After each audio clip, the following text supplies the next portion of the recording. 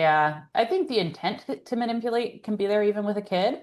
I think that's Um, true too. but Yes. they're just not as good at it. Yes. Like you think Yes. about like a 7-year-old lying, for example, is not that good at lying in general. Yes. And Yes. so it's usually easy to tell for you and for other people to tell like this is deceitful, right?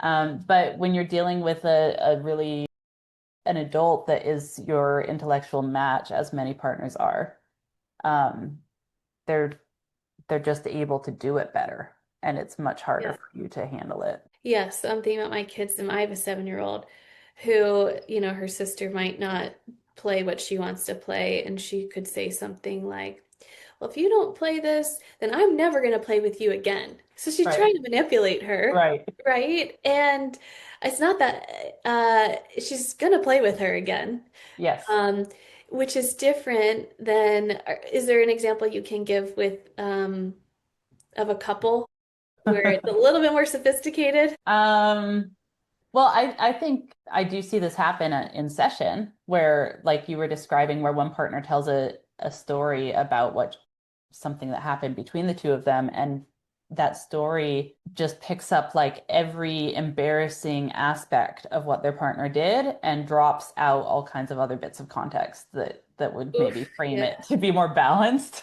And yes. so it's like, okay, that's technically true. Okay, one example someone told me about was like their partner went around saying like she said basically you're terrible repeatedly. But what had happened was she said something like that and he said what? Like he didn't hear. And so she repeated what she had said. So this was technically true that she had said the same critical thing repeatedly. But the part he left out when he's telling it is he pretended he didn't hear her and he Oof, prompted her to say it repeatedly. So that's much more sophisticated, right? yes, yes. Okay, that's a good example. Well, we were going to talk about emotional contagion, but I don't think we have time today, so let's do that for another time. But I Yeah. think the thought I have about all of this is I think it's normal for us to um, first off, we're going to pick up on each other's emotions in our relationships, and it's normal to want to make that go away and that discomfort to go away. Um, and so just it's not a pathological thing. I think, but then realizing really that we don't have to get pulled into that. We don't have to because we feel uncomfortable, then make all of the feelings go away, manage the other person. We Hmm. don't have to do that, and we can sort of settle ourselves and stay in our own lane.